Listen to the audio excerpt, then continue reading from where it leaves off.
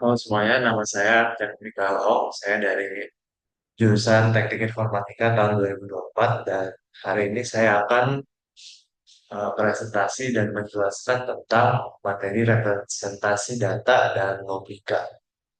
Jadi mungkin untuk orang yang belum familiar, apa sih itu representasi data dan logika dalam dunia pemrograman dan dunia komputer?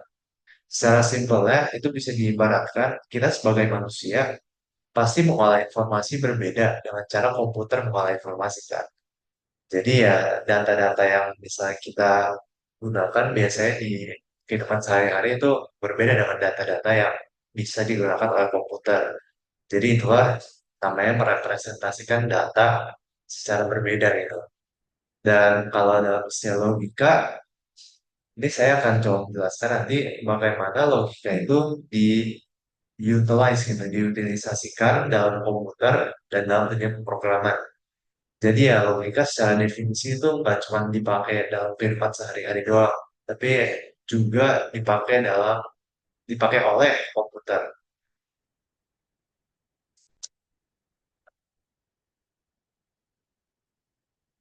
Ya. Jadi di sini ada pentingnya representasi data. Jadi dalam pemrograman itu ada yang representasi data itu penting ya, seperti yang tadi sudah dibilang. Ini untuk menjalankan perintah karena data biasanya itu yang saya sudah jelaskan direpresentasikan atau diubah jadi ke bentuk berbeda.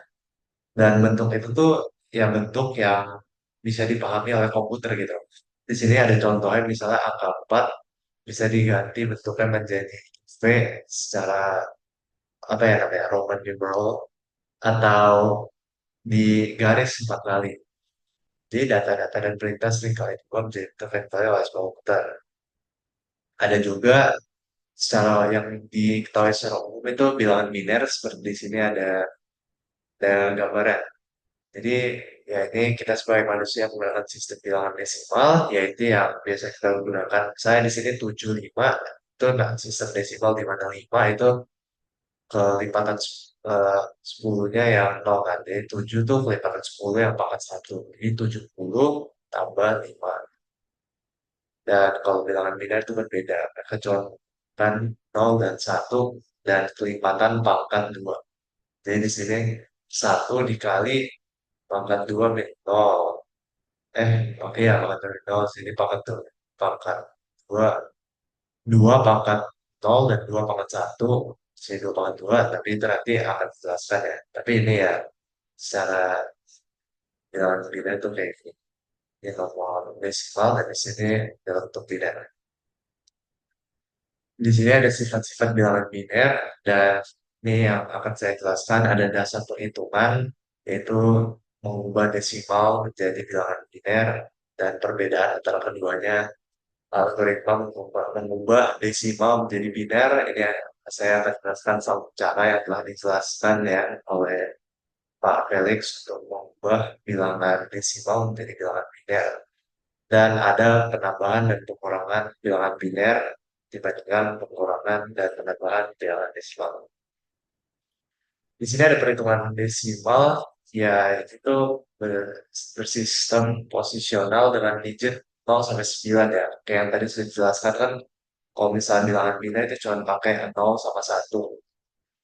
Tapi kalau misalnya di desimal ya seperti yang kita udah tahu ada 10 ya, yaitu 0 sampai 9 gitu. Dan tiap posisi berhitung ke sepuluhan. Tapi kalau dalam bilangan biner, hanya dua simbol yaitu 0 dan 1. Setiap posisi merepresentasi kepangkatan 2. Jadi ya kalau misalnya di sini bilangan desimal 253 yaitu 2 kelipatan 10 di pangkat 2. Jadi 200 dan 5 kepangkatan 10 pangkat 1 jadi 50 dan 3 kelipatan 10 di pangkat 0. Jadi ya cuma 3 doang 253. Tapi kalau misalnya dalam bentuk biner 1101 itu bukan 1101 ya. Tapi ini ya satu ini yang di paling depan itu kelipatan 2 pangkat 0 ditambah 0 kelipatan 2 pangkat 1 kelipatan 2 pangkat 2 dan 1 kelipatan 2 pangkat 3. Jadi satu yang di paling belakang ini nilainya 8, yang kedua paling belakang ini nilainya 4, dan satu yang paling depan ini nilainya ya satu doang. Jadi 8 tambah 4 tambah 1 jadi 13. Jadi ini dari gambar ini 1, 0, 1, 1, 0, 0, 1, 1. Ini 1, 2, 4, 8, 14. Jadi nilai 1, 0, 0, 1, 1 ini 19 dalam bentuk biner. Di sini ada cara pengubahan yang dijelasin di PPT-nya Pak Felix ya. Jadi ya ini salah satu caranya mengubah bilangan desimal menjadi bilangan biner, yaitu kita mengikuti tahap-tahap ini. Bagi angka desimalnya dengan 2, dan gunakan hasil bagi dari angka tersebut. Lalu dibalikan lagi dengan 2, tapi kita simpan sisanya. Lalu lakukan terus sampai hasilnya 0. Jadi di contoh ini, di PPT kita memakai angka 9 ya.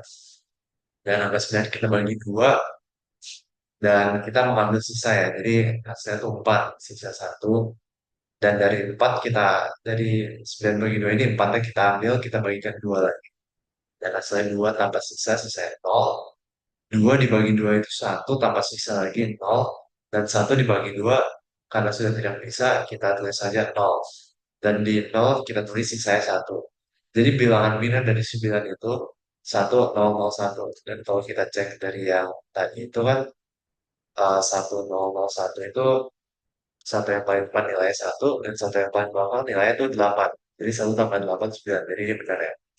Dan ini ada gambar contoh program menggunakan coding yang diberikan oleh Pak Felix pada PPT-nya. Ini menggunakan rumus yang tadi saya perlu jelaskan, tapi ya di dalam bentuk kode. Berikutnya ada penambahan dan pengurangan. Jadi ini sebenarnya tuh ada miripnya ya sama penambahan pengurangan sistem apa bentuk desimal gitu. Di mana kalau misalnya udah melebihi apa, kita tambahkan itu ke kolom berikutnya, terus bukan tapi yang berikutnya dan dan di sini tuh sebenarnya mirip-mirip, tapi ya ada sifat-sifatnya sendiri, di mana kan cuma ada 0 sama 1 ya. Kalau misalnya penambahan 0 tambah 0 itu 0, 1 tambah 0 itu 1, dan 1 tambah 1 itu 0, tapi kita simpan nilai 1 untuk kolom berikutnya. Jadi di sini ada contoh 1, 0, 1, 0 tambah 1, 1, 1, 1. Jadi kita tambahin dari kanan kan 0 tambah 1 di sini 1. Dan 1 tambah 1 itu 0, tapi kita simpan 1 untuk kolom berikutnya. Jadi 1 sama 1. Dan 1 sama 1 itu jadi 0. Tapi dari 0 ini kita simpan 0 untuk berikutnya yang menghasilkan 1. Jadi hasilnya itu 1, 1, 0, 0, 1. Dan pengulangannya mirip-mirip juga, di mana ada, tapi sifatnya 0 minus 0 sama dengan 0, 1 minus 0 sama dengan 1, 1 minus 1 sama dengan 0, dan 0 minus 1 sama dengan 1. Jadi di sini 0, 1 jadi 1, tapi ini sebenarnya bukan meminjam sih, memindahkan ya ke sebelah. Pindahkan ke sebelah 1, jadi 1, 1, 0, dan memindahkan sebelah lagi 1, 1, 0, dan 1, 0 ya jadi 0. Berikutnya ini ada representasi-representasi lain. Ini tuh sebenarnya ya yang bukan biner octal sebenarnya cuma bentuk lainnya doang ya. Dan akan dijelaskan di slide-slide berikutnya. Tapi ini secara simpel itu sebagai cara lain atau alternatif untuk merepresentasi suatu data itu. Di sini kita menggunakan, oh ini namanya oktal ya. Kita menggunakan 1, 0, 1, 0, 1, 1, 1, 0.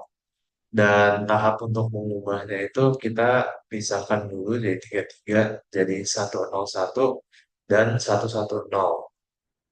Dan kalau kita sudah dapat ini dengan pre-bit binary, kita bisa mengubahnya menjadi bentuk biner gitu. 101 dalam bentuk biner kan 5, dan 110 6, dan jadi ya bentuk biner 10110 dalam oktal yaitu 56 atau 56 gitu. Dan di sini ada sistem heksadesimal, di mana kita sebenarnya mirip-mirip juga tahap awalnya. Kita bagi menjadi dua. Di sini saya memakai 1, 0, 1, 1, 1, 0, 1, 1. Ya sebenarnya sama aja, jadi kita bagi dua. Lalu di bilangan biner, 10, 1, 1 itu kan 11. Jadi dua-duanya ini sebenarnya sama nih, 11, 11. Jadi diubah menjadi B dan B. Jadi heksadesimal dari 1011 dan 1011 itu BB.